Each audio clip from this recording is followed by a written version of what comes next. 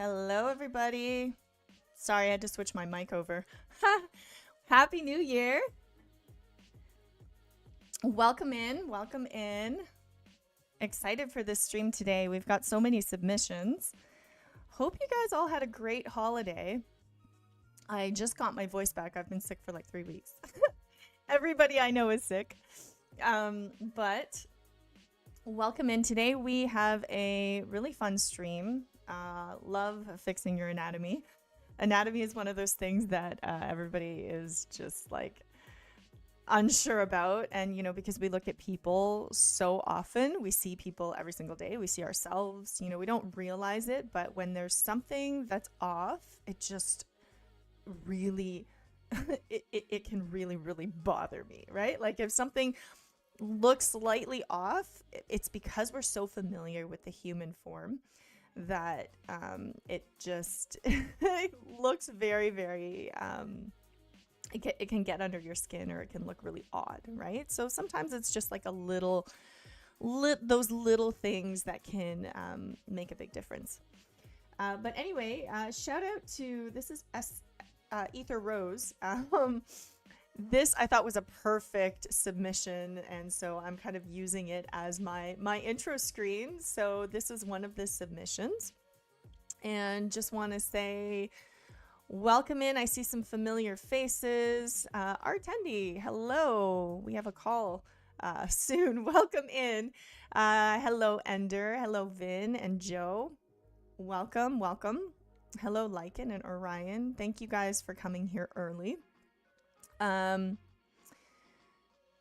Yeah, see so many familiar faces. All right, so before we get started, I just want to tell you guys about our new challenge for January.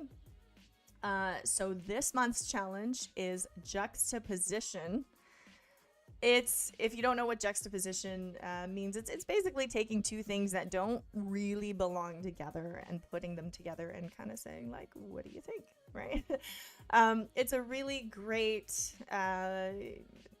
theme, because you can experiment with obviously there would need to be at least two elements, but it's a very, very versatile theme. So yeah, if you are not on the Discord, definitely join the Discord so you can submit your artwork for the monthly challenge for a chance to be featured in the stream. So I'm not actually going to feature any challenges today because it's still early. We just announced this like a couple days ago, and the whole stream is dedicated to you guys. It's all about your submissions. So I just wanted to make sure that you don't miss out on this awesome opportunity. All right. So before we get started, though, if you didn't know, our mission at Wing Canvas is to make art education easily accessible to everyone. So join us for free live stream lessons every week. And, you know, we're not just a YouTube channel. We are an online school of illustration. And we are also helping art nerds turn their passion into income. We see a lot of you guys, are super, super passionate about making your art, but wouldn't it be great if you could actually use those skills and turn it into income? Very, very cool. So if you're an art nerd, be sure to join our Discord, where you can find our notes and artwork from streams, as well as challenges and other resources to help you improve your art. And I also want to personally thank our incredible Patreon members and YouTube members. We do have, we are kind of changing up the Patreon. So if you go to our Patreon, there's only actually 2 things available that you can purchase, because we are testing out a new platform for asynchronous learning. So stay tuned for that. But if you want to become a member, YouTube members can get awesome emotes and badges, and also pre-release videos. So we're working on a bunch of videos right now. And if you are a Patreon member, you can level up your artwork with critique and classes. So there's an OG art nerd tier that's disappearing very soon. And you actually get a live class every month. So lots of people save up those credits so that they can learn with us live. All right, so let's get started. Ether Rose. Really cool pieces. I'm just going to read your submission form right now because you guys left me some notes that I want to make sure that I don't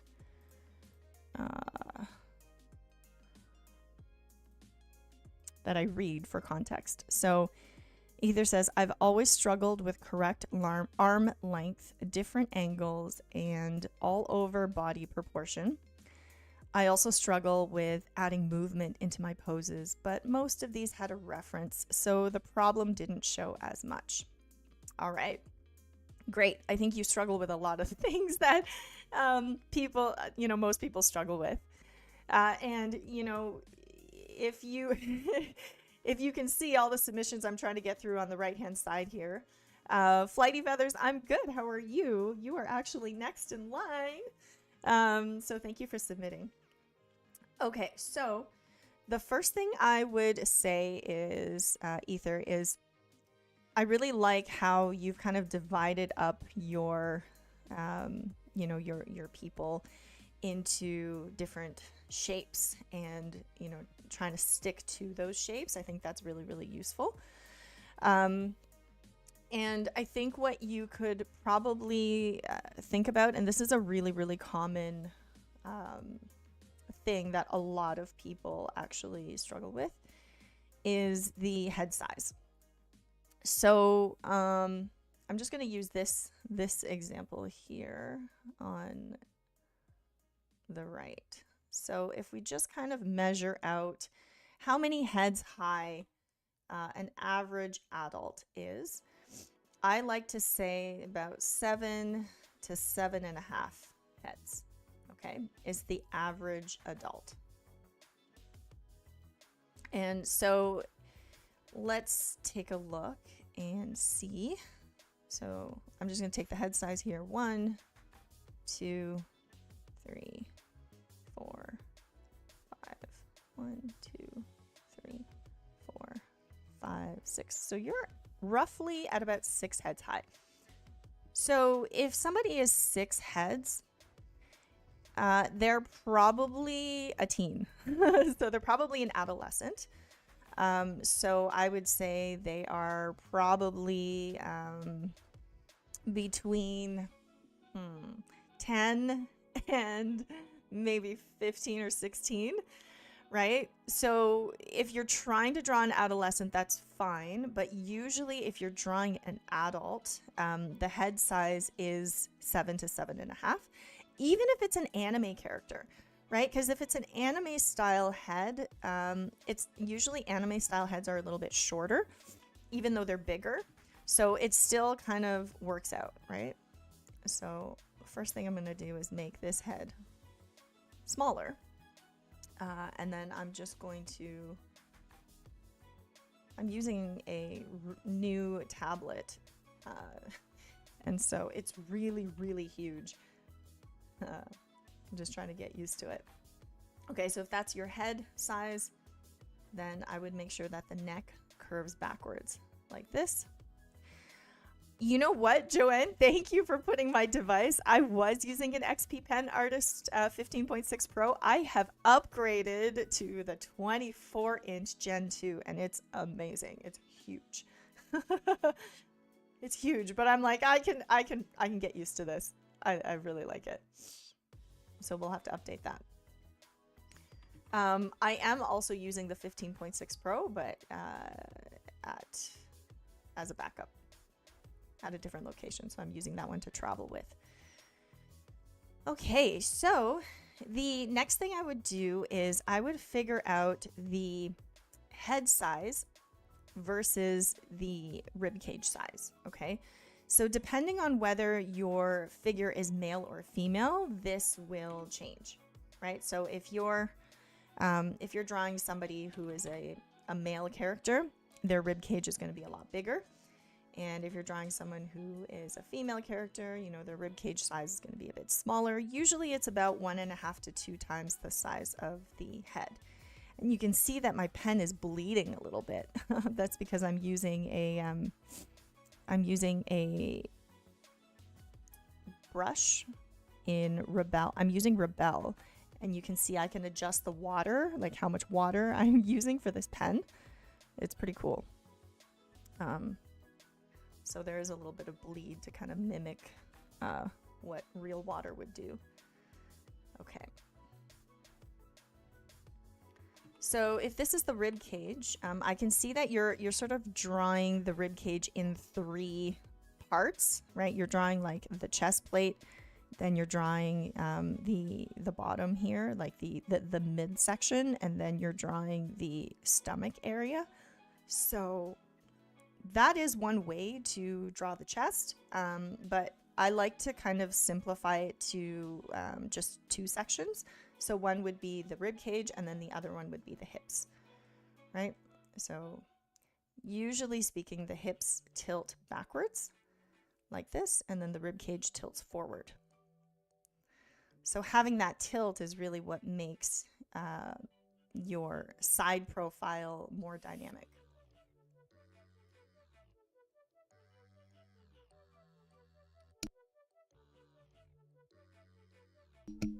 All right, so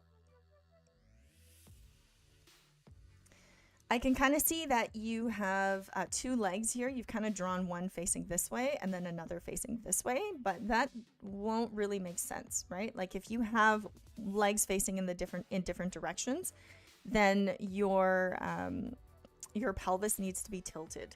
So your pelvis would need to be kind of tilted like this,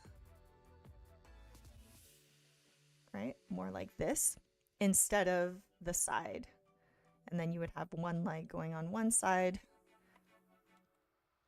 like this, and then another leg going like that, right? So in this case, I'm just going to draw the side view because it's a little bit more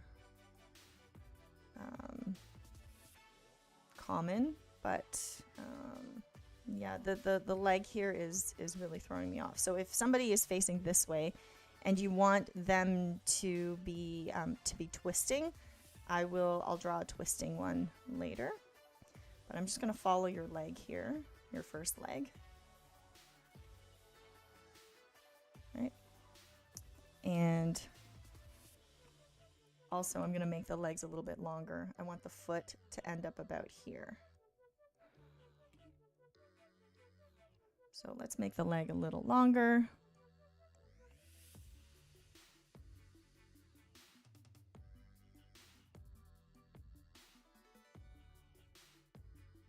And then make the foot like that. Okay. Now the other foot, I'm presuming, is going to be the one behind it. And if that's the case, then it would kind of need to do something like this, right? So the knees usually align.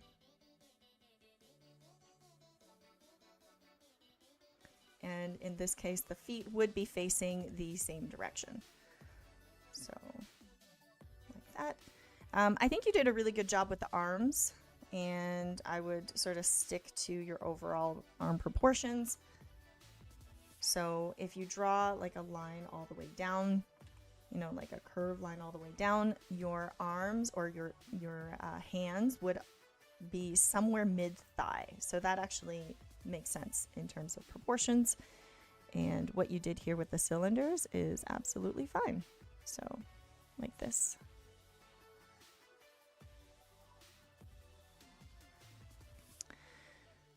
Starverse asked, am I using CSP? No, I'm using Rebel.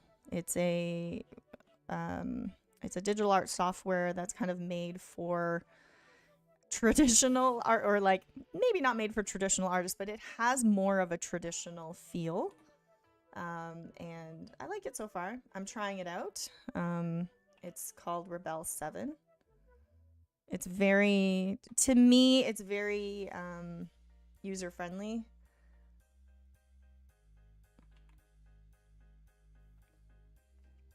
Okay, so these are just like general proportions that you may want to keep in mind.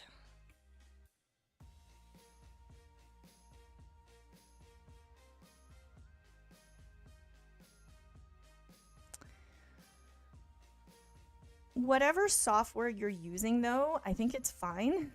You know, they all do the same things. As long as you can adjust things in and use layers and have, you know, as long as there's like the lasso tool, there's some decent brushes, then that's fine. I mean, I don't even buy brushes. I use all default brushes. So Priscilla, welcome in. If you need help catching up, you can always replay. You can always go back because we will be posting this replay.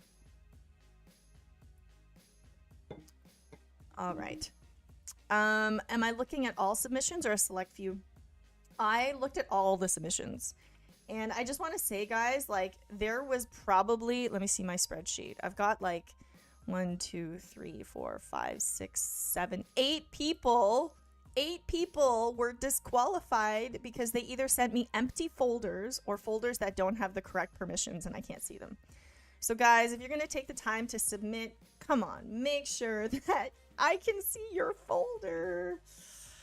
Yeah, that is quite unfortunate. So if that happened to you and you go back in and review your submission and realize that I couldn't view your folder, well, we're going to be doing another one of these. So hopefully you can figure it out next time. Okay, so I did one side drawing. Now I will probably fix a few more of these, mostly proportions, guys. So it doesn't matter how much detail you put on something. If the proportions are off, it's gonna look bad, right? Like, it's just gonna look bad. And I think that there's just not enough time spent figuring out the proportions. And there's a lot of time spent rendering, you know, adding shadows, making things look really good, adding all those details because they're fun. Proportions aren't fun, but adding details are fun, right? So what I would say for a lot of these is your heads are too big, but you know, that's an easy fix. Like, there you go. Easy fix. And just a tip, if you want somebody to look older, make their head longer. If you want somebody to look younger, make their head wider.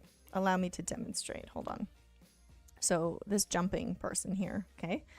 If I made their head like, you know, big and wide like this, they look like a child. If I make their head more narrow, right, they look a little bit older. And if I make their head really small, then they look really tall, right? Like if I wanted to draw somebody that's over 6 feet tall, you bet that I'm going to make their head a lot smaller. So it really depends on what you're going for, the age of the person that you're drawing. So you want to keep those in mind. Okay, so I'm going to make the head smaller here. And once it's small, you can see that the proportions look a lot better. A common mistake that I see as well is like, don't make the arms and the legs the same thickness. Okay, like unless you're drawing an elephant character or something, or someone who's like abnormally buff with itty bitty legs, like that's fine, right?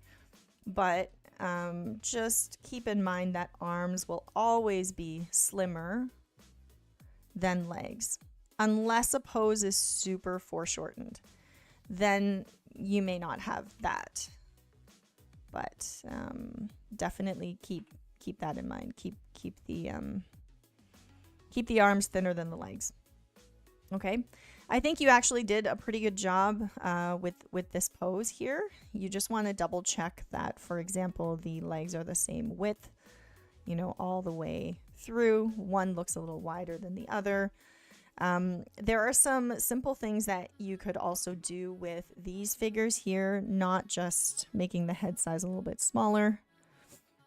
I mean, for all of them, I would make the head size a little smaller. But here you can see, like, if you want to get really good at drawing figures quickly, I would put in an alignment line as part of your gesture. Right? So if I was drawing this pose, and I don't know if you actually drew gestures for these poses, but let me start again. So if I was to draw this pose, right, the gesture might be something like this, right? There's an arm gesture, and then maybe there's like a leg gesture like this, and then I would draw like, let's say the hips go here, and then I would draw some kind of leg gesture going this way, and then I would almost definitely draw an alignment line for the knees so that I know, first of all, this alignment is halfway, right? So if the leg starts here, then I can visually see that this space and this space are the same. It's a really simple thing to do. And then you can draw legs that don't look disproportionate, right? And you can kind of go in and then draw your legs and then draw your feet. Okay. And make the head a little smaller.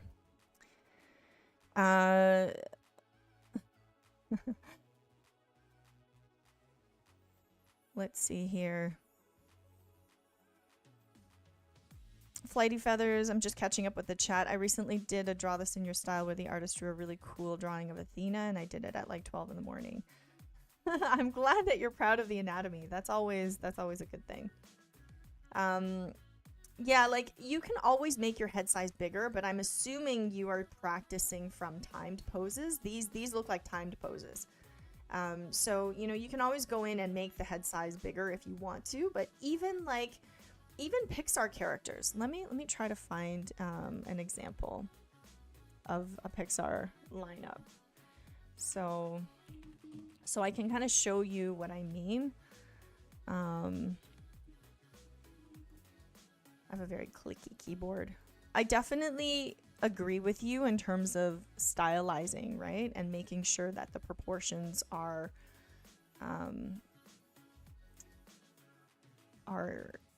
not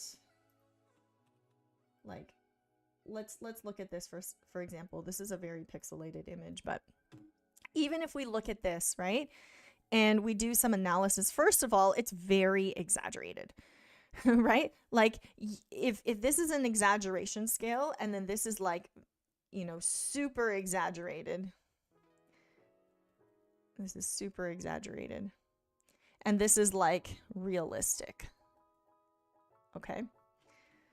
If you're on this scale here, and you're kind of like here, then it's a little bit like, okay, I'm not really sure.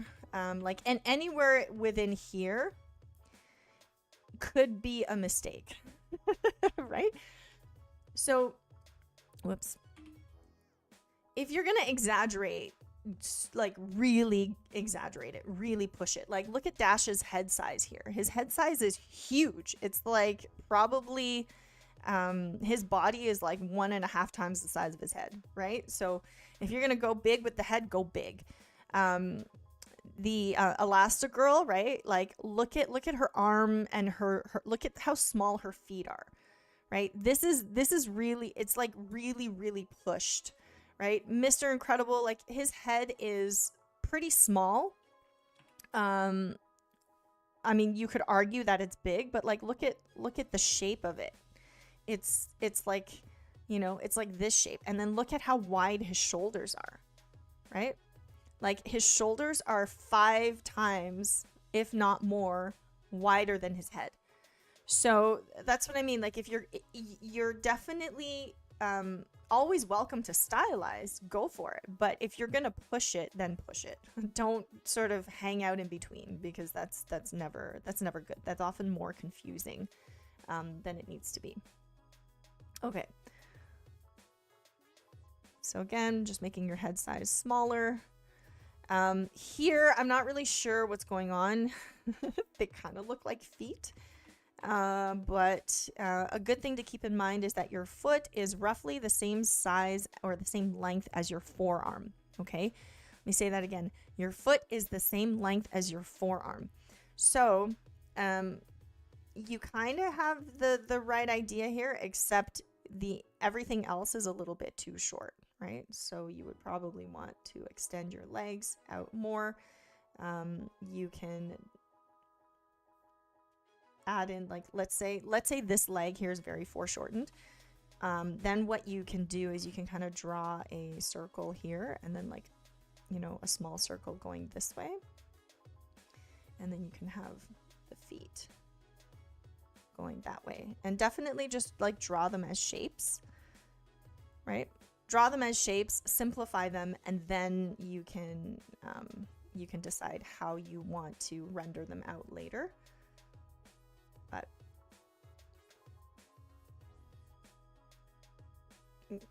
yeah. All right. So next up is Flighty Feathers. Artist in chat. Hello, hello. Let me see what you said about this one. So you said you think the drawing of Aphrodite is a little off, and how you draw hands feels wrong to me. Okay. So, let me know if you were working from a reference. Did you have a reference, or were you making this up?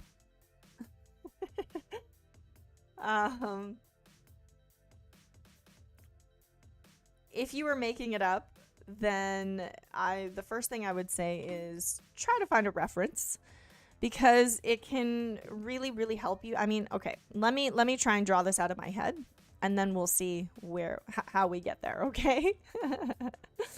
So, the first thing that I notice about this is you do kind of have a nice, you know, sweeping gesture going on. I actually think it is nice.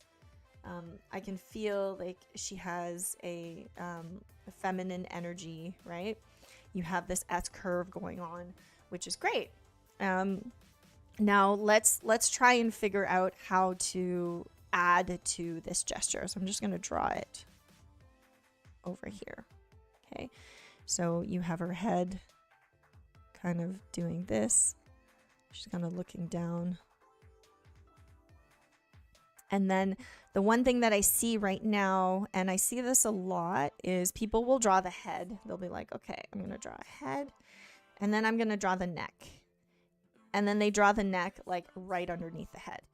And while sometimes that looks true, like sometimes, you know, when we look at people straight on, their neck does appear to grow from, you know, from the middle. It doesn't in correct anatomy. It actually connects to the back of the head, right? So it connects to the back of the head like this. And you can see that it's a little bit, there's a lot less space on this side than on that side, okay? And then you drew a line here for the shoulders and kind of like a line going this way for the hips. And that's great. That's exactly how I would do it.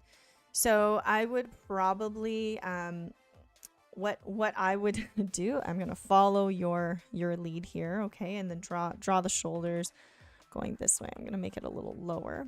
Draw the shoulders going this way, and then kind of draw the hips going this way. Okay.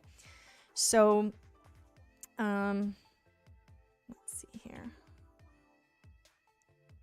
I'm gonna get rid of that chin so she looks a little bit more feminine. So I'm not sure if you actually drew the rib cage, but if you're making stuff up, you really need to figure out all the forms, right? Like draw all of the shapes just like you would if you were constructing a figure, because if you just draw the outlines, then it's not going to look very dimensional. So let's say the rib cage is going this way, you know, and then it kind of opens up here, and this is her abdomen. And then whatever you want the hips to be doing, if the hips are curving this way, then you would need to draw the hip box, like going like this, right?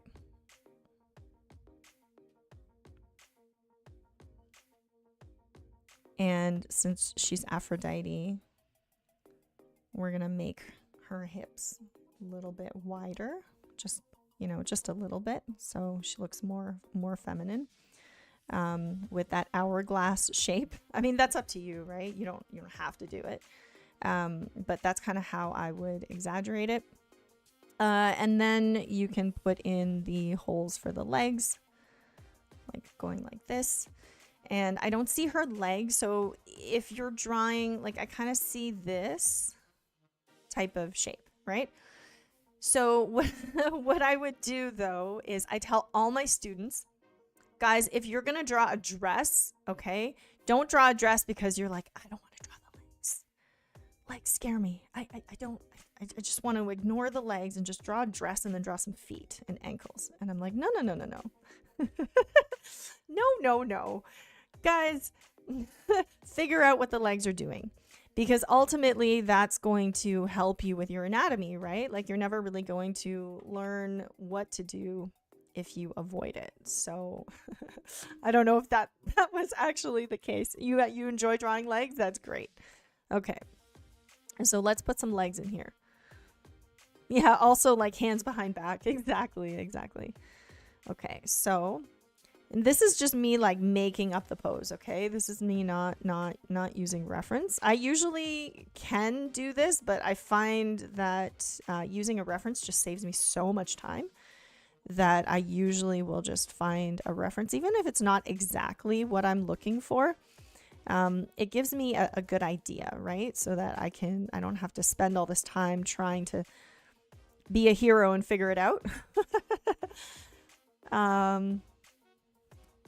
So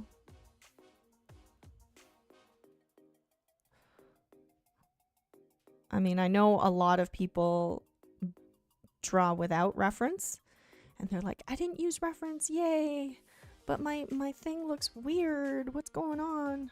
And I was like, well, it's probably because you tried to draw everything out of your head, and either you're trying to be a hero or just to see if you can do it, or it's laziness. One or the other. But I would definitely say references are the best way that you can figure out what's wrong. All right, and I can share some references that I use, and please, if you know any references that I'm not using, like that you use frequently, add them to the chat, okay? Because I think that would be really helpful for people. Okay, so I don't see feet. Feet is one of those things. Feet are super important because they end your gesture, right? Your hands and your feet are so expressive. Like, have you ever seen somebody curl their toes? Like, when they curl their toes, you know that they're feeling something intense, right? They either stub their toe, or they're like, you know, really nervous, or you know, really tense, right? So there's lots of cues. Or if somebody's flexing their toe, right? Like, it's just super important, and a lot of people leave that out. So draw the feet, people. Make it part of your gesture. Okay, so here I'm going to draw in the arms. And I'm just drawing in like pretty skinny cylinders for now, because I can add stuff to those cylinders. And then I can kind of see with your hand here, like your hand, I don't know if she's kind of wearing just like a baggy sleeve or something, but it just looks really weird when her hand is so big like this at the wrists, because the skinniest part of the arm is the wrist, right? So if you're going to emphasize that, back to the case with the Incredibles examples, like if you look at all of the wrists in this example, sorry, it's like super small and pixelated. Let me see if I can make it a little bigger.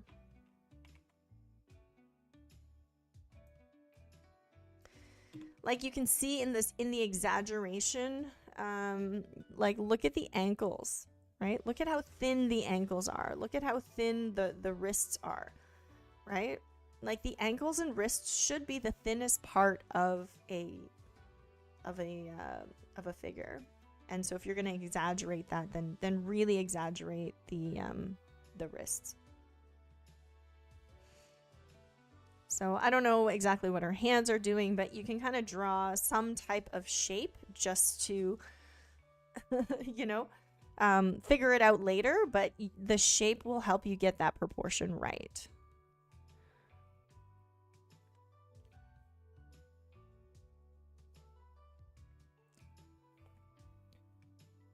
And then the hand here, like whatever she's doing, right? You can kind of just draw it in as a diamond shape. You want to make sure that hands are roughly the size of the face. So let's say her hairline is here, right? So if her hairline is here, then her hand should be roughly the size of her head minus the hairline. Okay. And then you can kind of build the hair on top. She's got big fluffy hair, right? And then it kind of comes through here. But if you are going to draw a figure out of your head, the best way to draw it is to construct it using the forms that you know.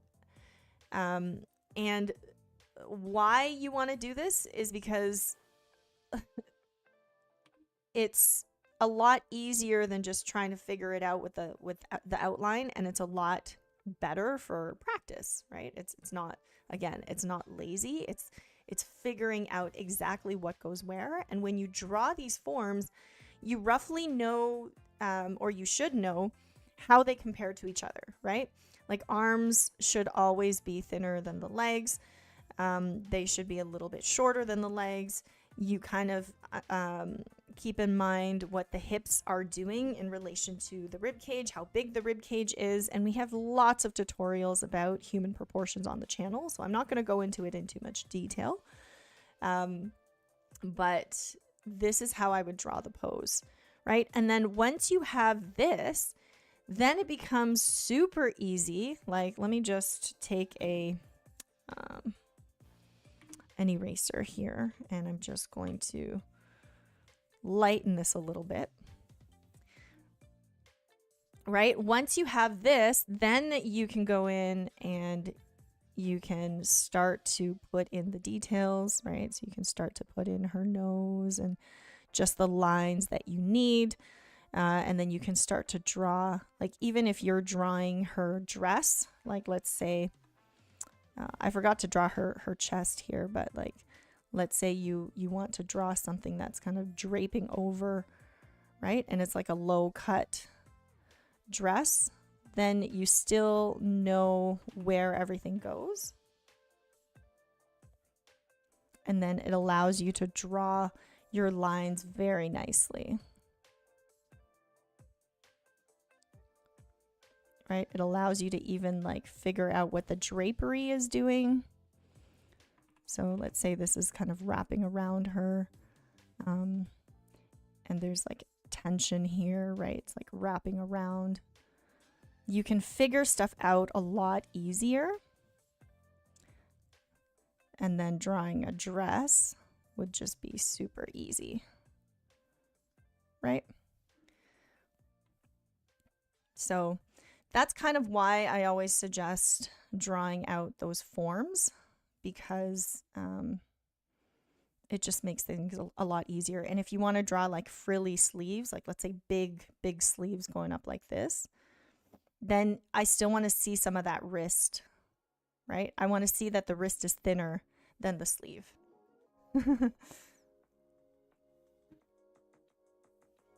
Okay. Welcome in, Sama. I've never seen you before. I haven't attended a stream hosted by you. Oh, thanks. Well, this isn't really my work. This is just kind of me doing critique. But you can find some of my work on my Instagram or on my on Wing Canvas's website. So I just recently did a lesson on how to draw clothing, and what my students learn from that is they have to learn how the forms work on the body to be even able to make clothing up themselves, right? And like, this is why, right? So even if you want wide sleeves like this, right? Hold on.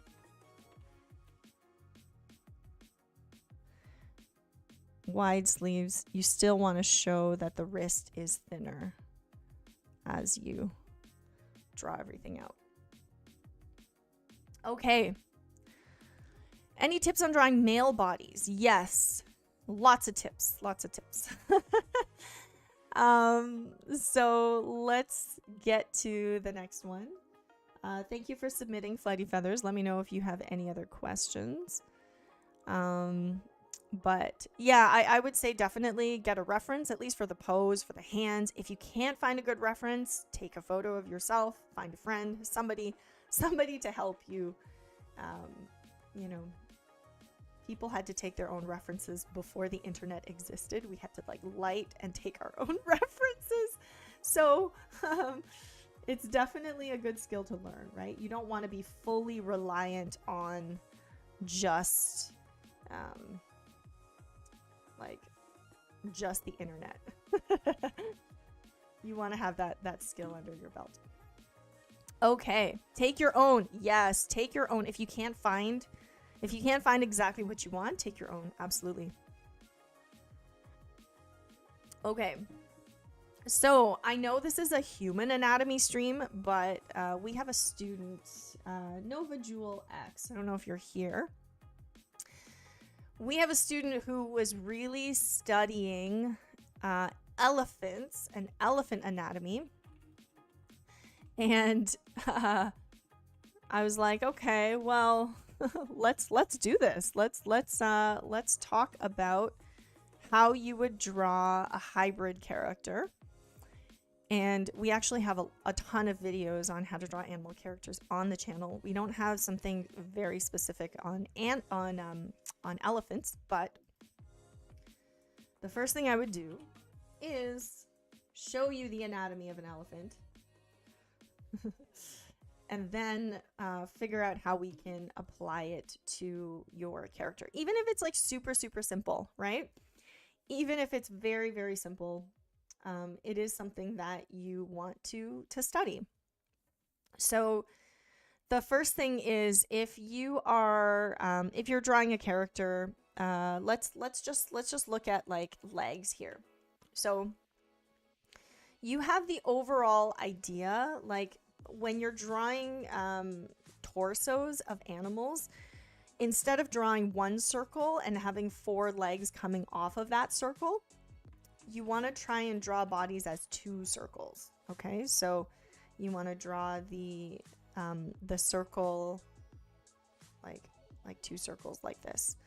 So this circle is like the pelvis, right? And then this circle is the rib cage.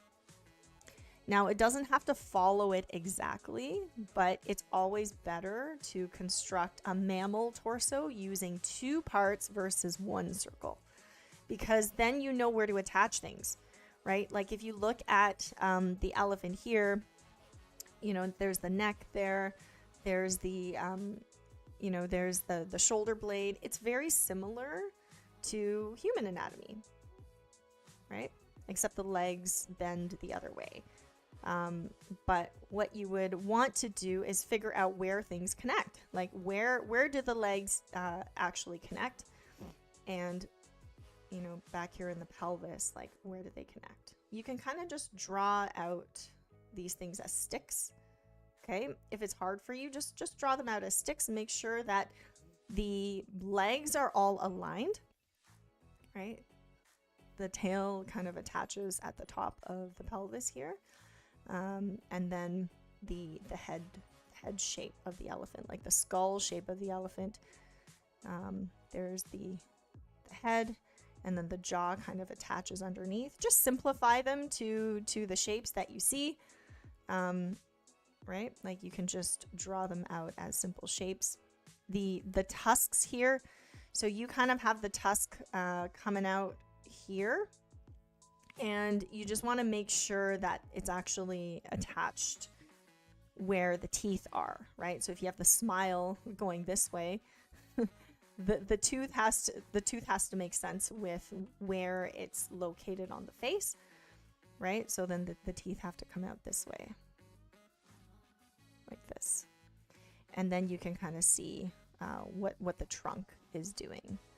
So that's how you would break it down. In terms of your elephant here, I would say try the double circle first of all, and then you can kind of figure out the legs. So when you're drawing the legs as well, like this drawing here, right? You have this line kind of going like this. You have this line going like that. And then in this one, you have the lines just sort of coming out from the top without the top part. And then in this one, you have these two legs going like this, and it's very flat. So there's a lot of inconsistency with how you draw the legs. So what I would recommend is figuring out the like which lines you want to overlap. So with this elephant in particular,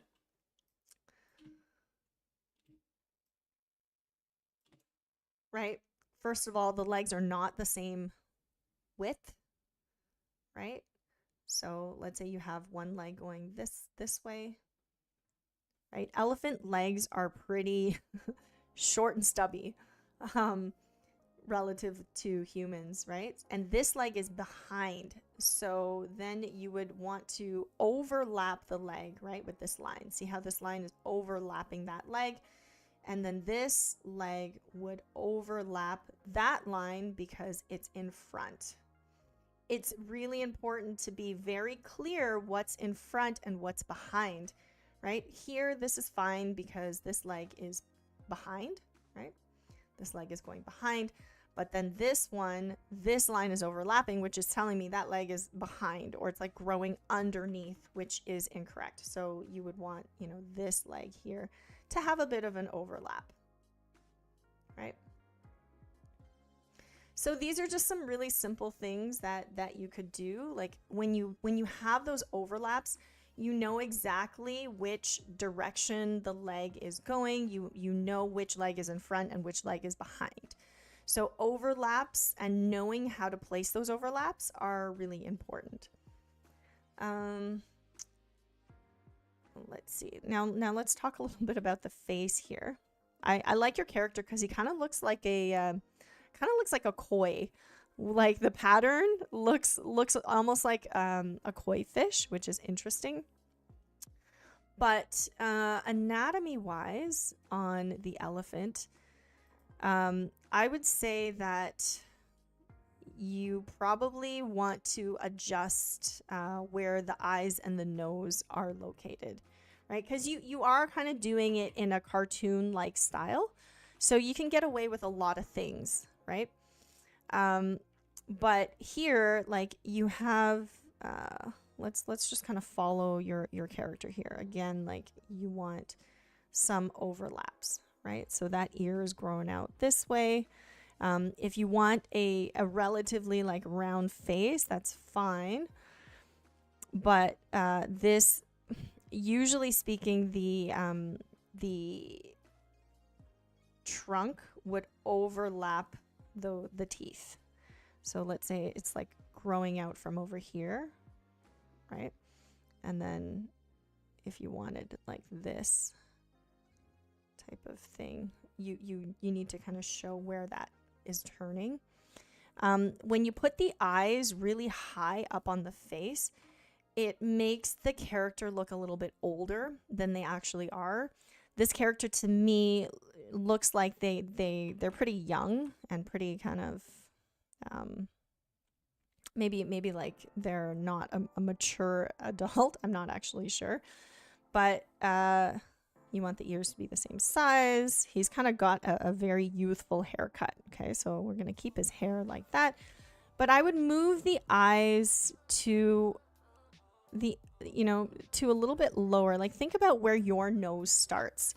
On humans, like just take your finger, take your finger and like put it to where, touch the part of your nose that's like right in between your eyes. You see that's kind of where your nose begins, right? It's like right here, the bridge of your nose. It's all bone.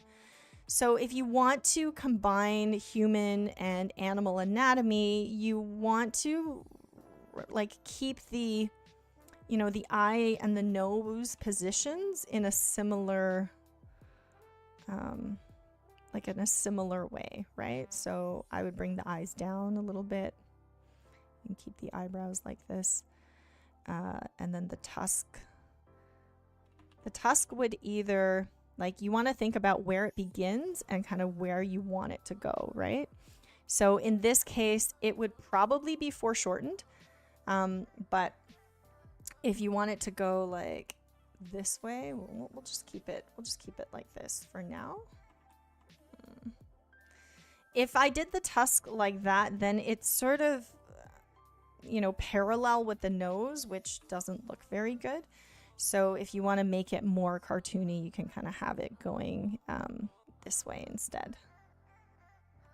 Oops. Right.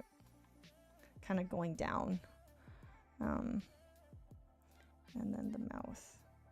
But it's really up to you. Like, I don't actually like how that looks either. So let me figure out how that would look. Let's see what it looks like on a real elephant. So if you want to look for foreshortened tusks, when you look at an elephant from the front, the teeth actually look really small. Let me show you what I mean here.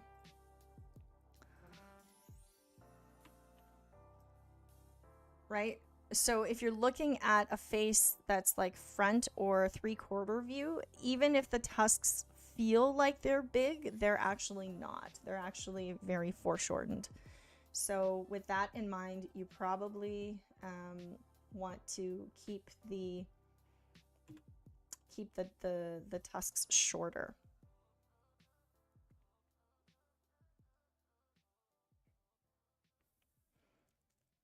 Right, you probably want to keep them like little shorter.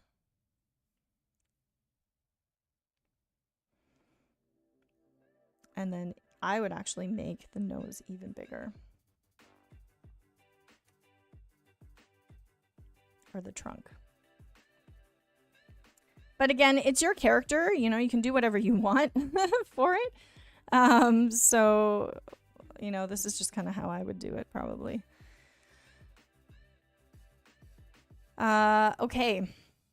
Is this part of the monthly challenge? No, it wasn't. It's a character that was submitted. All right. So just checking up with the chat. Oh, okay, Nova. So you are here.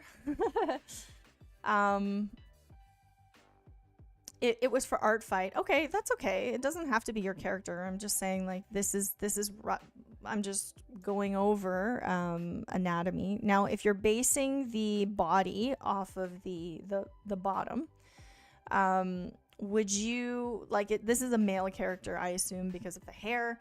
So if you want to keep it more of a male character, then, you know, just kind of like follow the anatomy. Somebody asked what if I'm gonna go over some tips for male anatomy. I bet you weren't expecting an elephant male, but half elephant character. But yeah, I would pretty much place the shoulders around the rib cage. Male characters tend to have pretty wide shoulders, roughly 3 times as wide as the head for adults, less for adolescents. So yeah. I just wanted to give you some pointers on how to draw legs and keep it consistent. Okay. So, Eggs in a Bun is asking, do you have to pay to take the classes? Yes. So our classes are limited to 12 people and you get live feedback. And they are $34 US to drop in for a single class. That's an hour and a half. And then we also have mentorship classes. The mentorship classes are limited to 6 people, and instead of a set curriculum, you get to request custom demos, and a lot of it is focused on critique. So it's a lot more customized, and it's a single mentorship class, which is 2 hours long, is $49. And those are drop-in rates. Whoops. Those are actually, like, the prices I'm telling you are drop-in rates. We do give discounts on full-term classes, and the term started today, so you can still register for a full term and get 15% off the drop-in price. Hopefully that answers your question. All right, so let's move on to the next one. Thank you for submitting. NovaJewel, it was really fun to draw a hybrid character. All right, so who is next? Clowncrazecat. Clowncrazecat. Really cool drawing. I love the color scheme that you chose here. I think it's actually quite beautiful. And I love this sort of intimate moment with the dragonfly on the nose. I think it's actually really, really cool. And I like the character. Let me just find your submission here, because I want to make sure that I get all of your comments. So you're saying that you're struggling with side profiles. You struggle with side profiles a bit, and you want to give unique features, but you don't know how to do that. Okay, so I think overall, she is pretty unique looking. Like, I think you did a pretty good job. But I am here to help you push it a little bit more. So what I'm gonna do is,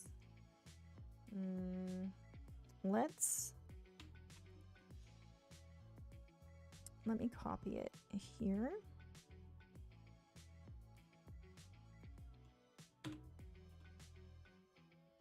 All right. So I copied it just so I can help you fix some of the proportions. But the first thing I would do is, hold on. Let's use this one. Okay, so the first thing I would do is just give you a little bit of a demo on how to draw a side profile. Okay, so again, I'm drawing like shapes, circles, shields, just some really, really basic stuff. Okay, so side profile, the easiest way to draw it is to start with a circle and to draw this kind of curved shield that goes down on that circle, right? And you know, if you're drawing female characters or male characters, that can change a little bit, but it's important to know, you know, roughly where the jaw is. If you're not sure where the jaw attaches, I'm gonna just grab I'm just gonna grab an image of a skull here. I was like, I have a skull beside me, but you guys can't see.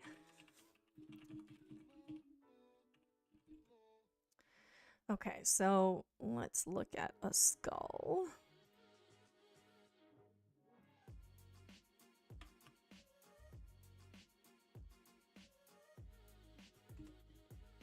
Okay, so you can see like the circle, quote unquote, that I'm drawing here is actually like bigger than the skull. Like the circle of the skull on the side is actually oval, and it's on a bit of a slant, right? You don't need to do that. It's helpful to know that, right? But if you're just drawing a simplified head, drawing a circle is perfectly fine, okay? The jaw connects about, I would say it's a little bit more than halfway. I like to put it a little bit more like 2/3 of the way. So, you know, you could connect it here, I suppose, but I always make it a little bit wider.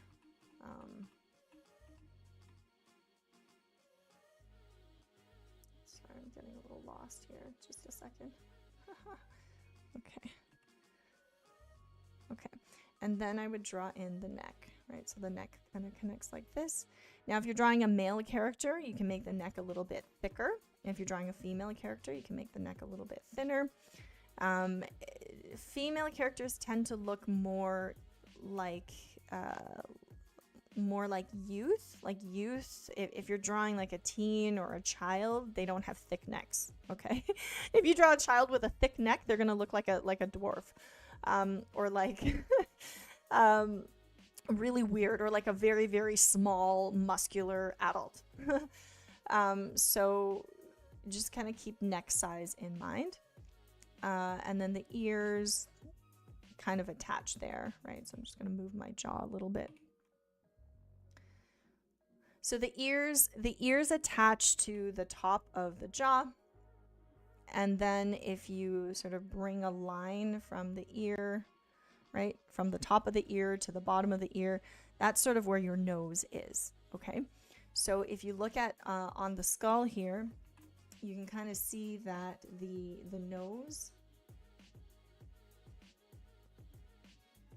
the bottom of the nose aligns with the bottom of that circle, right? So same thing on a face, right? What you want to do then is put your nose in, right? And then there's a little bit of a curve going like this. And then the chin, you probably don't want the chin to be really pronounced here.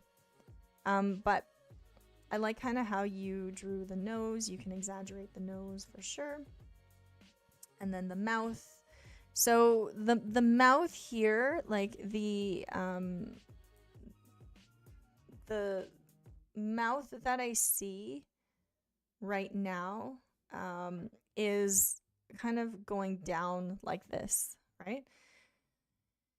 So that means from the front, her mouth is doing this. Okay. Like, she's sad. Usually speaking, if you don't want the mouth to look sad, you probably don't want to point it down so far. Like, you could do it a little bit, right? But it wouldn't be so far down. It would also be closer to the top than the bottom. So roughly, like if I divided this into 3, it would be towards the 1/3 mark, right? Right now, yours is like the halfway mark. Like if I look at the corner of her mouth on yours, right? It's like halfway. Whereas the corner of the mouth on a side profile would pretty much be like 1/3. It would be about there. Okay, so that's probably one thing that you could adjust that would be really easy. And the bottom, let's see, the bottom of the lip here. Like I kind of like how you drew the lips. I think it looks really good. The one thing that I see that I think a lot of people struggle with when they're drawing side profiles is you kind of drew an eyebrow. Like the eyebrow that you drew right now is quite long, right?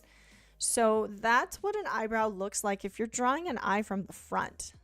Like if you're sketching out an eye, right, and you're drawing an eyebrow, that's an eyebrow from the front. That is not an eyebrow from the side. If you want to draw an eyebrow from the side, it's got to be a lot shorter, right? So, and the eye as well. Like if you look at the length of the eye, if I doubled, like your eye is looking, it's kind of like this, right? So that means if I'm drawing it from the front, I would have to double that length. So that means your eye from the front would be like really long, right? So side profile eyes are a lot less long than you think they are. So they would be more like this.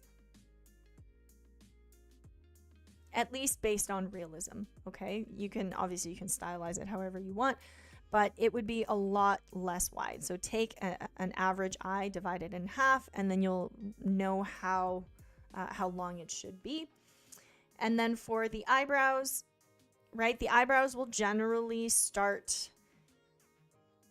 in front of the eye, and then it kind of comes out, and it does this, right? So you can see it's quite short compared to the eye that you have at the moment. Okay, so if I was to adjust it on yours, let's try making things a little bit shorter. So I'm just gonna see if I can photo bash here. I'm just gonna do some some photo bashing. I'm gonna make it a lot less thick, or a lot less wide.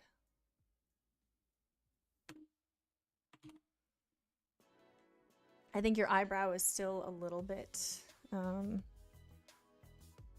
like just a little bit too long.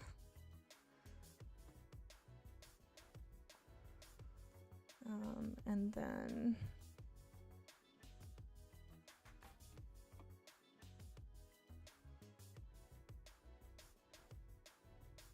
let's see here.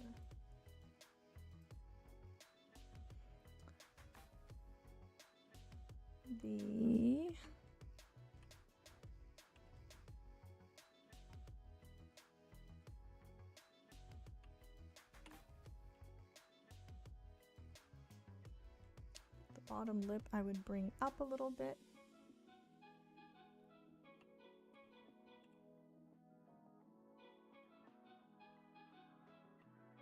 Oh, I see why it's happening. I'm using an ink pen. I need to do some painting.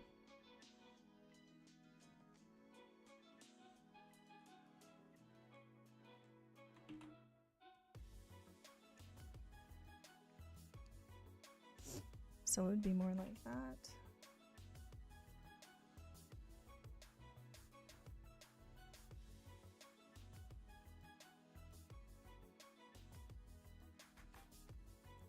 Right.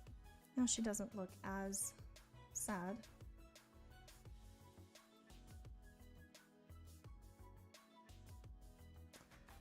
And I think the eye could be tilted a little bit more. So right now,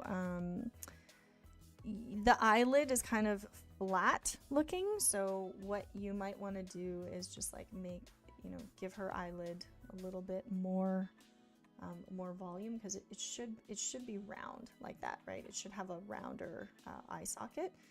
And then I also tend to advise not to draw the bottom of the eye as harshly, because I find that it tends to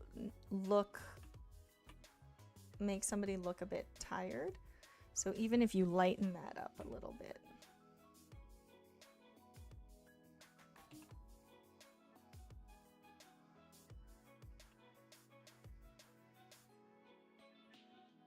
Oh, I haven't used these brushes very much, so let's see. These are painting brushes. Still a little bit long. I think really it's the bottom lashes that's also throwing it off a little bit, because usually speaking, the bottom lashes would be less long than the top lash. So I would actually make the eye a little bit shorter here.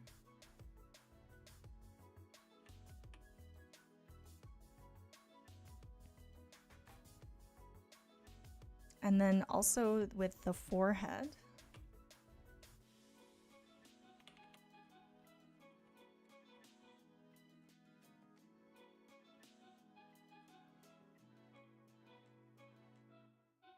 I'd make it a little bit more curved.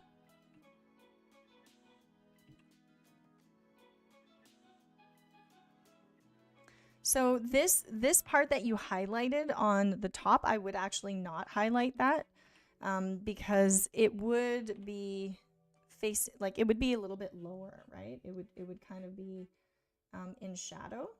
So I would leave that part in shadow.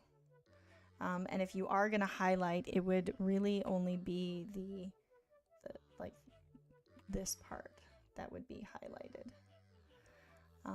Just like right below the eyebrow.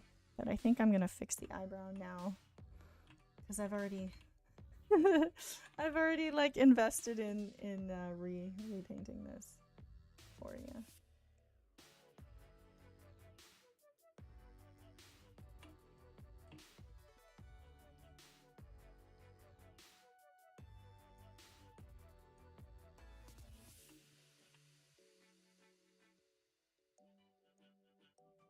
So depending on whether you want to fold in the eye, you can kind of put that in.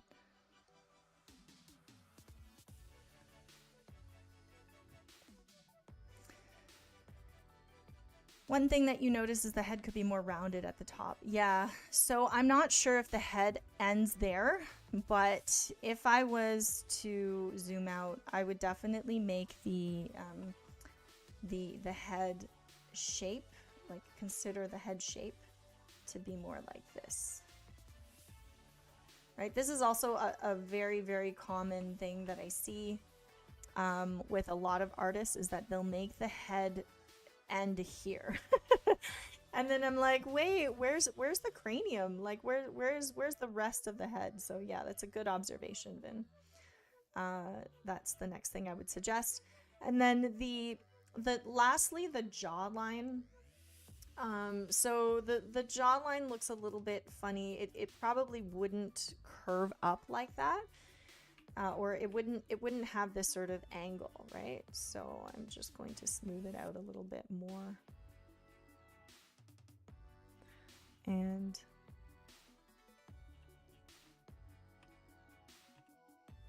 if you're going to use a line or line art, it would kind of curve more up there, up top there. All right. Yes, I'm using Rebel 7. So it does some cool things. It's not actually great for paint, for draw overs at all, which is what I'm learning.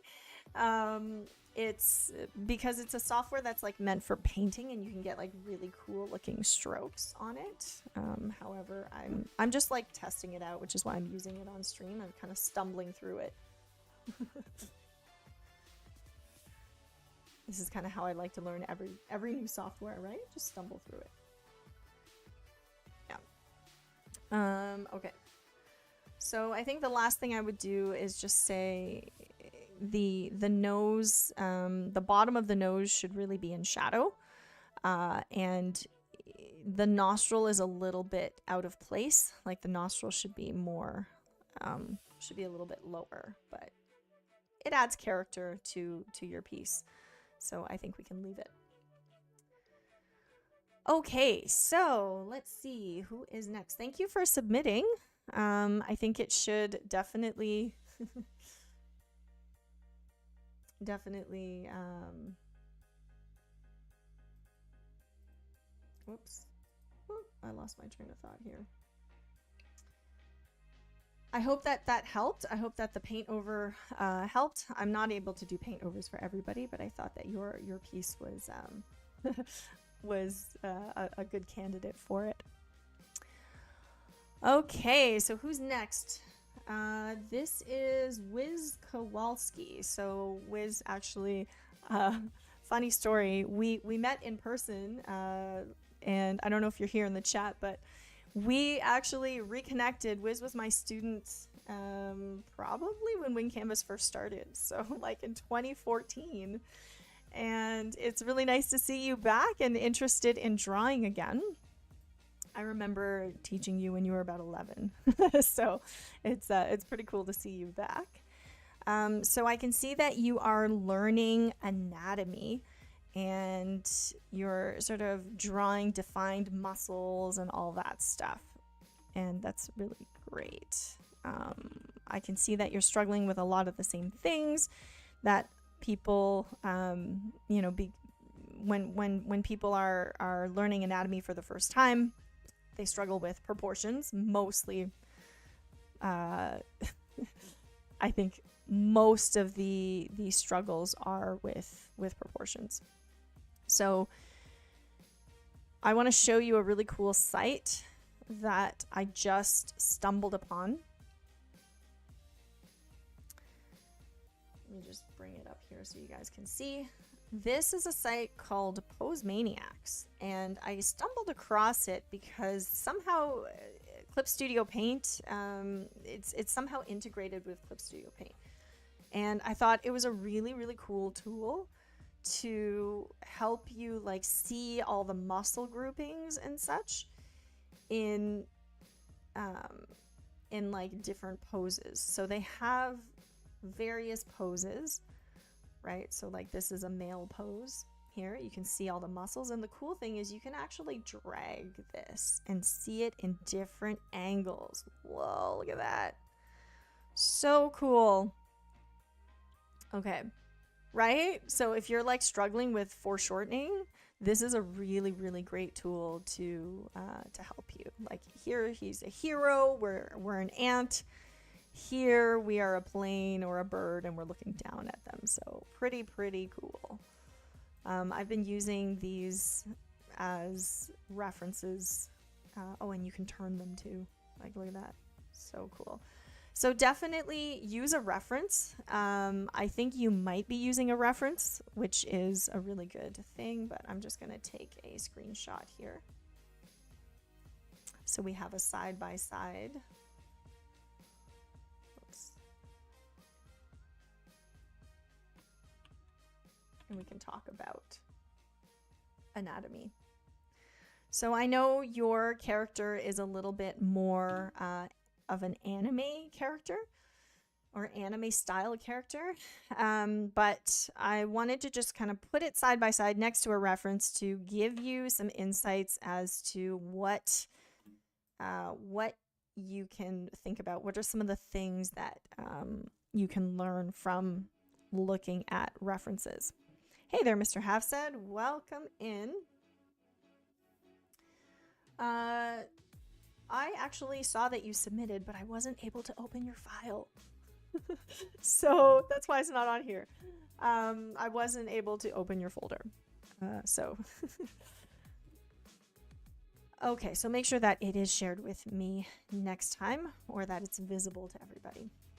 Okay, so one thing that a lot of people probably struggle with is when they first start drawing anatomy, they draw like, okay, a robotic, person kind of standing like this, right? Like there's no movement to their body at all. And this is the difference between a human and a robot. And I bet you these days, because robots are based off of humans, I bet you that they have counterbalance and they have the same type of anatomy that humans do, so that they can mimic our movements, right? So the first thing is your pose is very static. So even if it's anatomically correct, it still feels very stiff, right? So instead of drawing something so stiff like that, think about a way that you can, draw with a bit more of a S curve in the body. So what I mean by that is, like, even though this guy is standing, like I chose the pose that is like the most straight on and least amount of action, but what you can do is just like, even if you add like a slight curve, it just makes the pose feel more human. Okay. When making reference sheets, is it bad to keep the poses stiff? Yes, stiffness is just not good, period. Like if you're not really well versed in human anatomy, like, and you invest all this time in a stiff pose, then you got to redraw it anyway. And like, I find that like if you want to draw a compelling character, right, it can still, all it needs is a little bit of an S curve. It just needs a little bit of that counterbalance. So the first thing I would do is, you know, figure out your counterbalance. If you want to be fancy about it, you can call it contrapposto.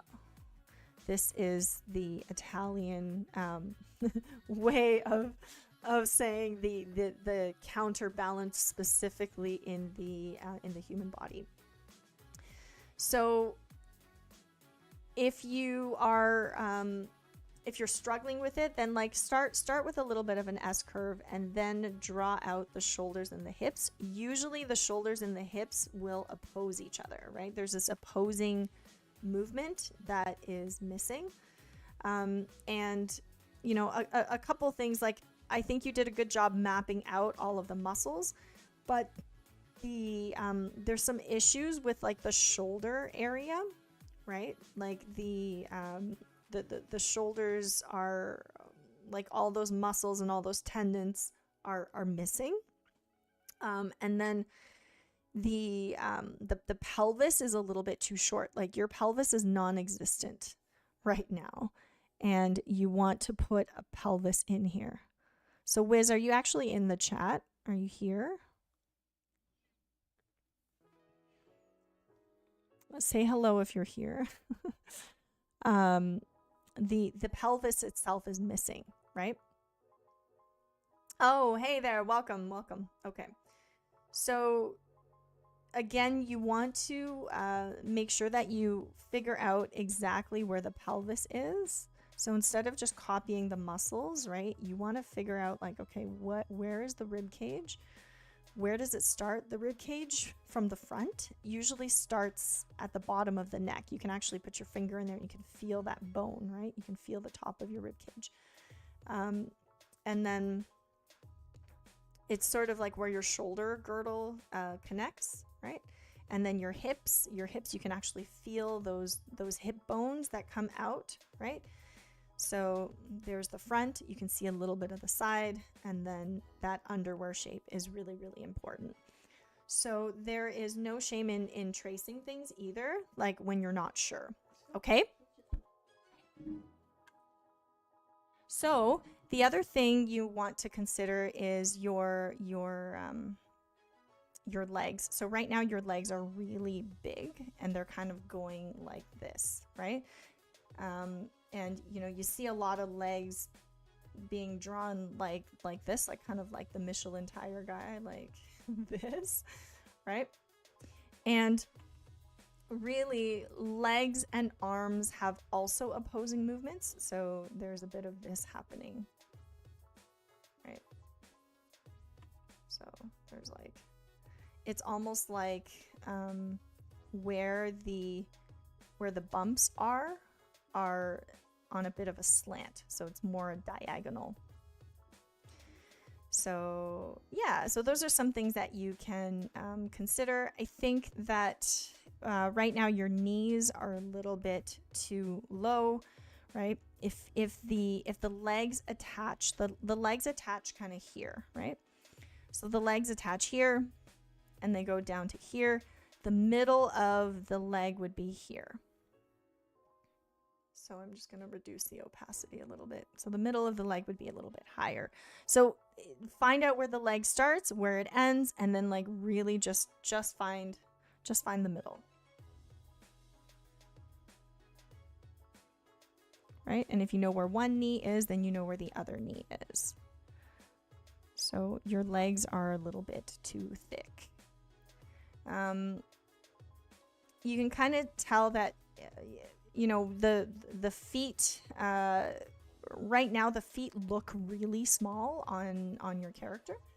And yes, like a foot from the front, you can kind of draw it like this, right? So these are the toes essentially. And then the foot is a bit foreshortened. But on the side, like your foot should be quite a bit longer, right? It would roughly at least be the length of the forearm.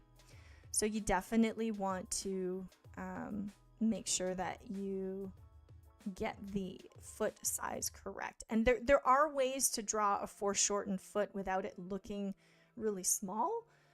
You just need to make sure that if you are foreshortening it, that it would be wider, right? So it would be like a bit wider, and it would have a bit of a shelf, so to speak. So I would definitely make sure that your legs are a little bit thinner. And then over here as well, thinner.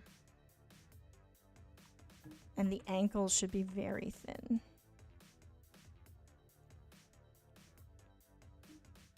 Okay, so now let's talk about the shoulders. So your shoulder, let's see here.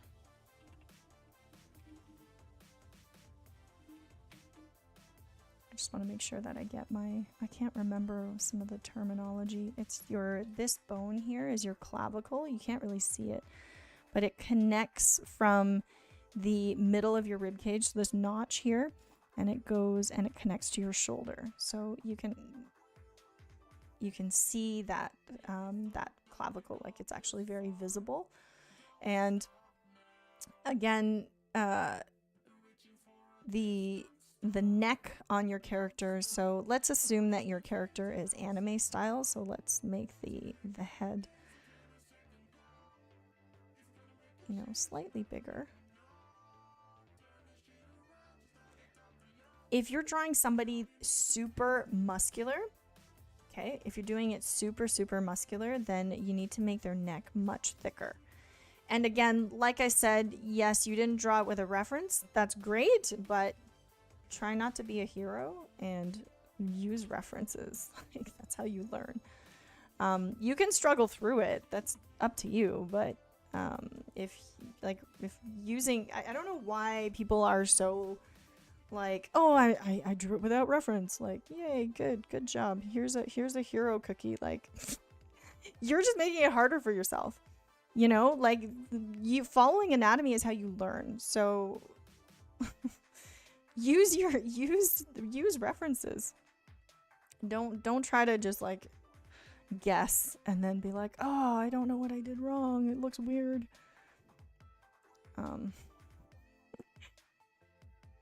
There's lots of ways you can learn, and references is probably one of the best ways.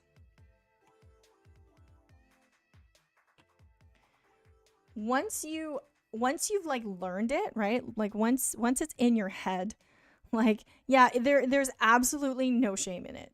None at all. Like it's not like you're you know, there's one thing to copy and one thing to learn. It's not like you're copying it exactly, right? You are referencing proper anatomy so that you can exaggerate it, so you know where to put your lines, so you know where to put those overlaps, right? So like this deltoid here, you can make it bigger if you want to draw somebody really buff. And notice how thick I made his neck, right? I made his neck really thick to emphasize how buff he is. When I draw abs, like, I don't draw them as shapes like this. Right? Even though the reference that I'm using has those shapes, I just draw the bottoms of the abs. Right? Because realistically, the lighting will only hit the bottom and not all around it. And that will make it slightly more realistic.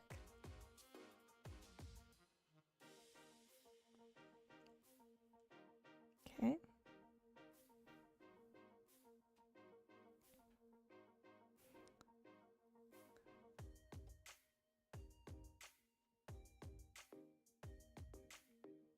All right, so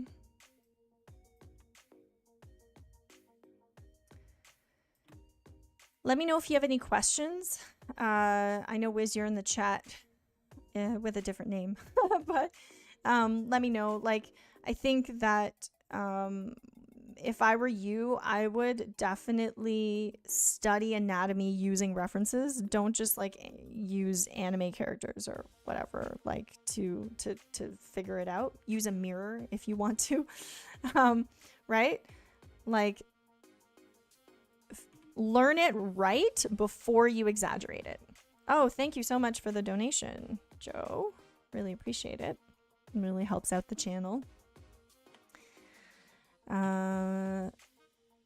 Yeah, thank you. We really appreciate it. Okay, so we're gonna make his legs a little thinner. We are going to figure out exactly what's going on with his shoulders, and then make sure that his elbows and his knees are aligned. Okay. All right. Let's see who's next. We've got half an hour. I'm trying to do this as fast as I can. Ooh, this one was beautiful.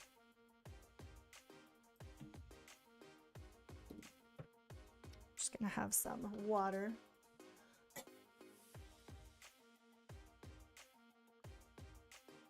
Still kicking a nasty cough. It's not leaving. I've had it for like 3 weeks now. Yeah, this is an awesome piece. I really love the feathers and all that, like everything that you've drawn so far. I love that it doesn't have a head and like the wings are coming out of the head. It's all so cool. So cool. So shout out to nik-donogan. Yeah, awesome piece. Holy smokes, it's beautiful. Okay, so what did you say? You said, I'd like to know what I can improve regarding the anatomy in this piece. Okay. So, what I would do here, so first of all, I need to flip this upside down because my brain just needs to see bodies the right side up. Otherwise, it's kind of hard for me to wrap my head around it. Then I'll flip it upside down later. And by the way, this flipping of images is a really handy trick for figuring out what your mistakes are. Okay, so I just want to say I love how you did the wings, the feathers. It's beautiful. Love the texture. The only thing that I see in the anatomy here is the legs are a bit long. Like that's pretty much it. I mean, the torso's a little bit long, the legs are a little bit long, but even like the colors that you have on it are very nice. Okay, so I'm gonna do some photo bashing. Let's see. I'm just gonna make the legs a little bit shorter. And like, I know this is a fantasy creature, so, you know, this angel can have really long legs. That's totally fine. But if you're going for something a little bit more realistic, I would just say, yeah, the legs are a little bit long. But luckily, I'm assuming this is digital. Luckily, it's pretty easy to fix, right? So, let's see if I can show you guys some cool Rebel stuff. If I want to choose a oily brush, this might totally ruin your texture, but let's see if I can just remove this in the background.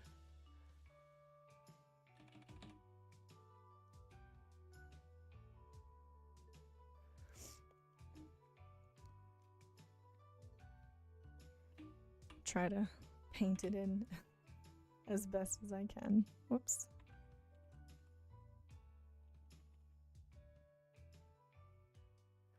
Yeah, like that's probably the only thing I would do is just make the legs a little bit shorter. So here's the before and here's the after. You know, the way that you drew everything, like you made her very thin, but that's just a style thing. I think that's fine. I think in The other thing I would probably do is move her belly button. Her belly button looks a little bit too low. So let me see about moving it. Whoops. So I would probably move it up here. Oops. I'd probably move it up here. And then I would probably make the belly a little bit smoother. Like even if your character is kind of bony, that's fine, right? But you probably want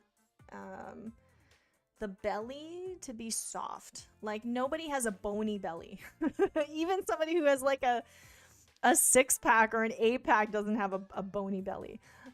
So, you know, choose which areas you want to be hard and which areas you want to be soft, right? Like generally speaking, I think you made pretty good decisions with this character already, given, you know, like the lighting and everything that you're doing.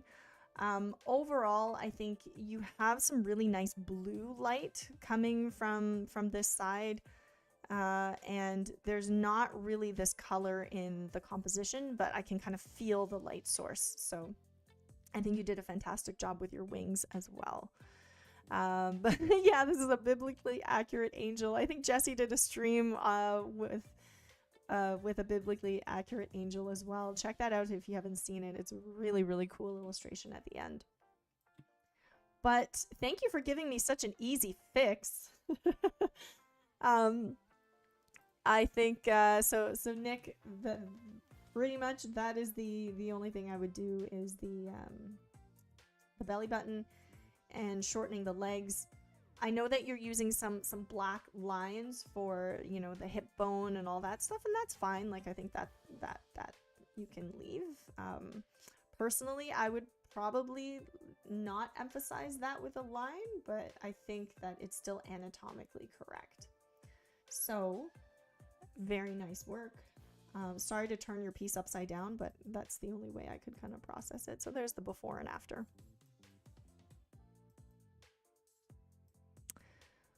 Okay. Thank you for submitting. Really nice work. Okay, so who's next? This is Snowing Rocks. Snowing Rocks. Let's see here.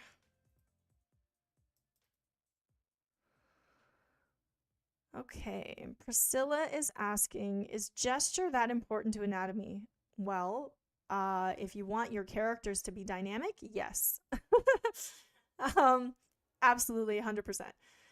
If you have perfect anatomy, but your person looks like a robot, then doesn't really look very human. So in my opinion, absolutely. That's why the GSL method that I teach it starts with gesture, because once you get the gesture out of the way, honestly, it only takes a few seconds, right? Like it takes me like 30 seconds to draw a gesture. So why not spend that 30 seconds and make your anatomy drawings way better? Right? Like why skip out on it? It doesn't make sense. Okay. So Snowing Rocks says, I struggle to understand lighting and drawing bodies in different positions. Also, I'm not satisfied with my anatomy and want specific areas to improve on. So I think that, you know what? I think that this piece looks pretty great. I think, oh, sorry, I don't think this is the right. Give me a second. I just want to make sure that this is the right person. Yes. Okay. I struggle to understand lighting and drawing bodies in different positions. Okay. So, I like the style that you're going for. First of all, I do really feel like you have a nice sense of color. You have great luminosity. You know, you're using red lines instead of black lines, and I think that that's very nice. Like, I think that looks really good.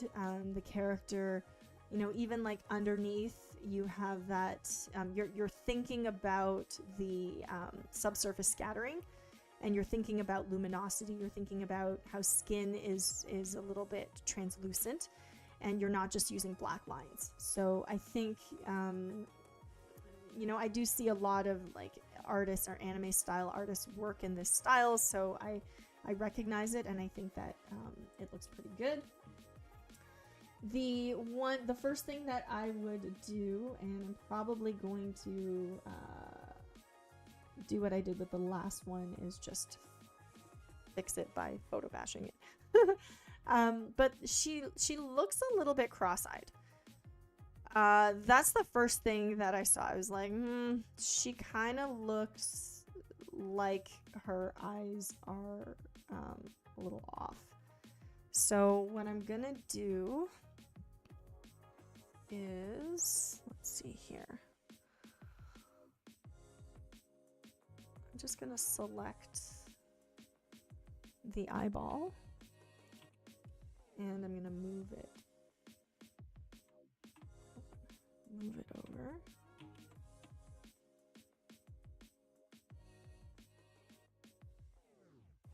Oh, I didn't get it. Okay. Let's do it like this.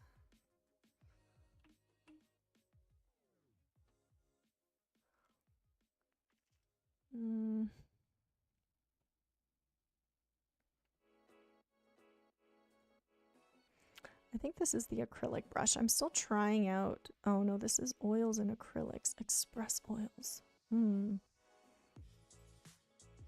What's this? Markers.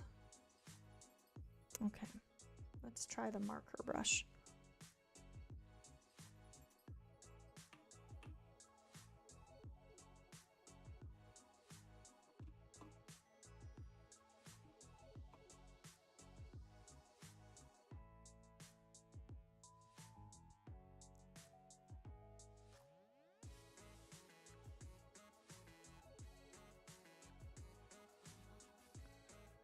So I think the first thing I would do is make sure that she's not cross-eyed. I'd bring her eye over a little bit more. And forgive me, I'm doing this really fast, so it's gonna be fairly rough, okay? But I just want to make sure that I'm like, I have enough time. So it's true that our eyes, you know, can look more like the irises can appear like they are more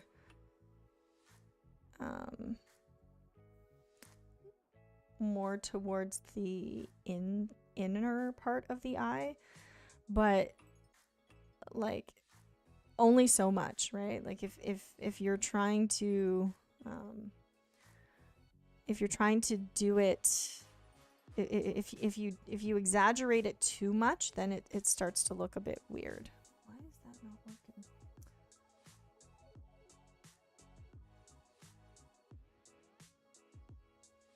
Okay, so I just kind of moved her eye over a little bit. I chose this one because I like the pose and I think it's almost there. It's just, I think it's the water that's messing me up here. Still trying to figure out how to use these brushes. Whoa!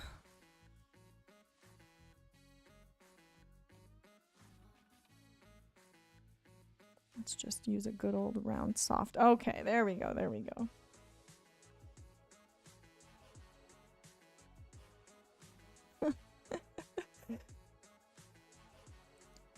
I'm trying out, if you just joined, I'm trying out a new program. It's called Rebel. I've only used it for like, I don't know, a few months. But not every day. And I'm realizing that it's really not the best program for draw-overs. I should have used Krita.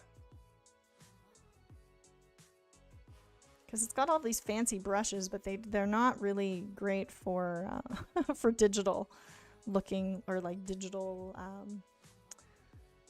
draw-overs. Okay, so I just kind of fix the eyes so that it looks a little better. I really like what you did with the nose and the mouth. I think it's beautifully done. I would probably soften her hair a little bit. So let's see if I can do some blending or smudging. Let's see if this will work.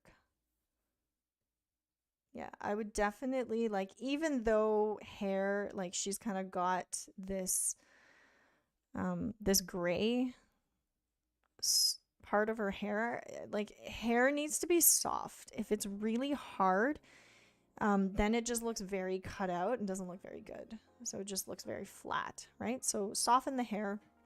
I know it's technically not anatomy, but it's one thing that you can do to improve this piece.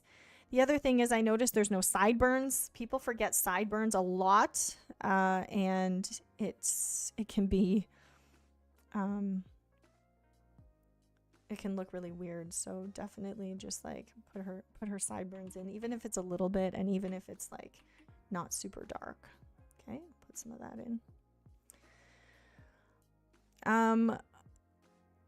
I've only heard of it once. What is Rebelle like? Rebelle is pretty simple to use. It's the thing I like about it is that it's got texture. Like if you look at the paper, it's got texture. So you can, like if I made this piece, right now it's on normal, but if I made it into like darken, it takes on that texture, right? So like if you zoom in, you can see it takes on the texture of the paper, which is really cool. And it does really cool things, like you can,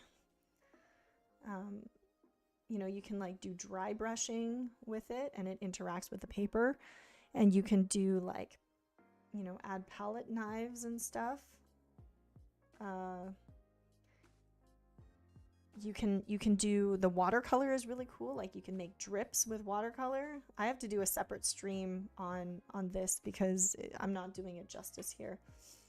But it does like really cool watercolor effects, and it even does drips. Like if you tilt your canvas a certain way, it will make things drip, and you can change the properties of like how much water you want. So like, let's say I want a lot of water, right? Can you see that it's like, it's dripping, right? Because I'm tilting my canvas up. If I tilt my canvas down, like if I tilt my canvas this way, the water drips down. So pretty cool. It does some really cool things that I haven't even started to try yet. But anyway.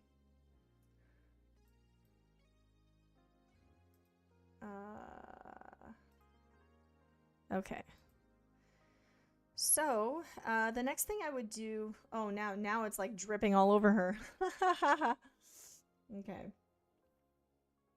Best thing is that you can undo it. So I'm just going to undo all this stuff that I just did.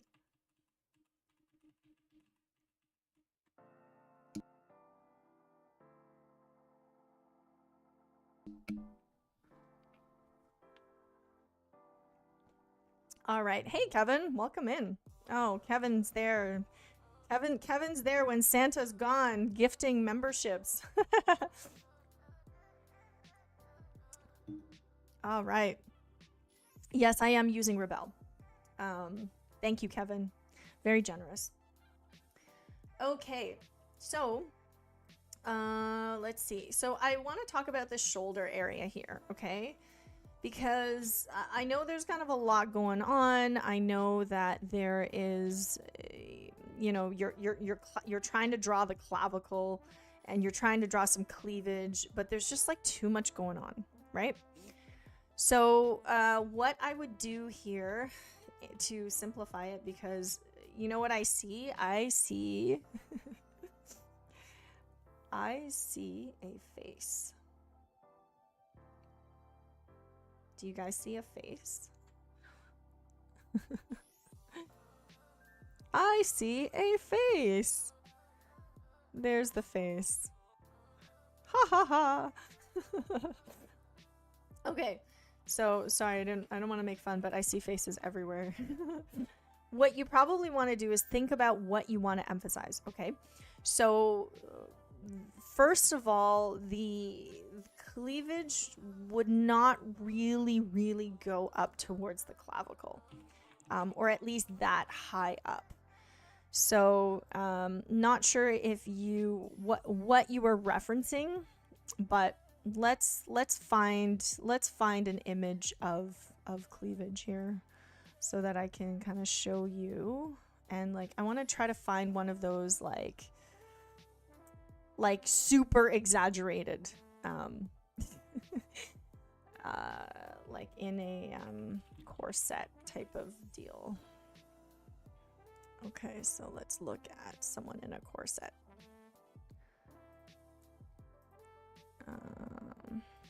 I'm just gonna take a screenshot and show you guys. Okay.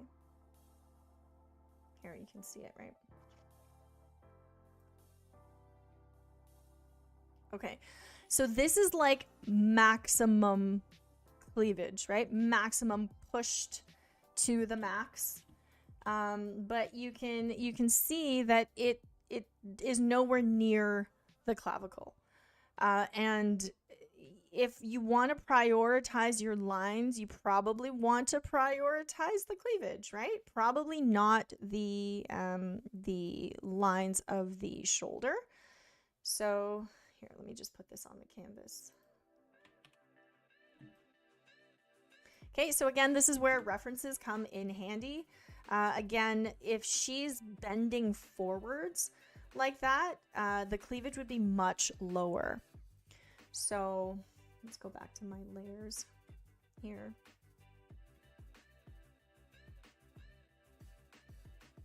Oh, so many layers. Okay, so if she's bending forward, her cleavage would probably start around here. So her chest plate that you've drawn right now is just a little bit too high, okay? So her cleavage would be like here, and her chest would be down here, right? Like you think about it, it would definitely, like she's kind of like, we're kind of looking down at her, right? And so it definitely wouldn't be that high. And I don't know what you want to do here, but you probably want to move the shirt down a little bit lower, get rid of this, and lighten up these lines. Like if you look at the lines of the clavicle, they're pretty soft. So I wouldn't go so hard on it. Like even if you soften it a little bit, it would still make sense, right? You would still know what that is, and it would definitely not be as dark as like skin pushed up against each other. Okay. So yeah. And then the other thing I would say is the shoulders look a little bit unrealistic. I mean, the left shoulder is a little bit better, but the shoulder on the right is missing a bit of anatomy. So just very quickly, what I would do is I would bring it down a little bit. Now, if she was like an Olympic swimmer, I would say she would probably have pretty big shoulders, right? But generally speaking, it wouldn't be this round. It would be a lot, like a lot more subtle on both sides, right? So I'd probably make her shoulder do that. And then you can also see like somebody who's really big chested, their chest would overlap their shoulder. So if you try to like put your arm up against your chest, right? Especially with her, like if she's fairly large chested, you would see a little bit of this kind of happening, right? And even if it's pushed right up against it, you would still see some of this push up against the arm. And then this overlap here is really important, that overlap. Okay. So Fox McLeod is saying, is it the same with pecs? Generally, yes, but not as much volume. The overlap with the shoulders is the same. Like the overlap with the arm is definitely the same. And like I said, find a reference, people. If something looks weird, if something looks weird, the best thing you can do is be like, okay, I'm just gonna look at a reference and see what I can do to improve on it. So I know her face is very stylized. Personally, for me, I would bring her jaw a little bit lower. Right now, her jaw seems really high, right? I would probably bring it to like here, just to give her a little bit more of a jaw. And so her face isn't super like long and skinny, so that, you know, it's just got a little bit more bone structure down here at the bottom. But hopefully that was helpful. Just some minor things overall. I think you did a really nice job. Okay, so I went through all of them. I just I went through, I didn't get a chance to go through all of these, but I just want to give a shout out to the other people who submitted. Just want to let you know that if this was helpful, we will do it again. And if you submit your artwork again and I recognize you, I will definitely feature you next time. Just wanted to give a shout out to these guys who submitted their artwork. This is Zed Trying to Draw. Really love this piece. I had some ideas for this, but generally speaking, the head is too big, and you want to figure out where your POV is. Okay, so no time for a draw over, but I just want to give you a shout out, encourage you to submit again. This is Thea Diki. I love the background. I love the attitude of this piece, and I really wanted to help you fix it. But generally speaking, the arms are a bit long, and I definitely think you need to work out this pose, what she's doing. Like her back wouldn't be so low, her back would actually come up to about there. But I love the interactive pose, and I'm really looking forward to seeing this again in the next round of submissions. And this one also, I wanted to do a little bit of muscle stuff, but fishiest art, submit it for next time and I will do it next time. Okay, but yeah, that is the stream, you guys. I hope that you had a good time. I hope that you learned lots of stuff, and definitely keep submitting. We will do it again tomorrow. Josh is fixing your portfolios, and I believe you still have time to submit. So join our Discord if you haven't had a chance yet. And this is a great, wonderful, free opportunity to get your artwork critiqued. If you are a member on YouTube or Patreon, Patreon is more of a learning platform. Like we're using it for critiques. YouTube is more for like behind the scenes content. If you want to support the channel, YouTube is the place to go for your membership. You get really cool badges as well.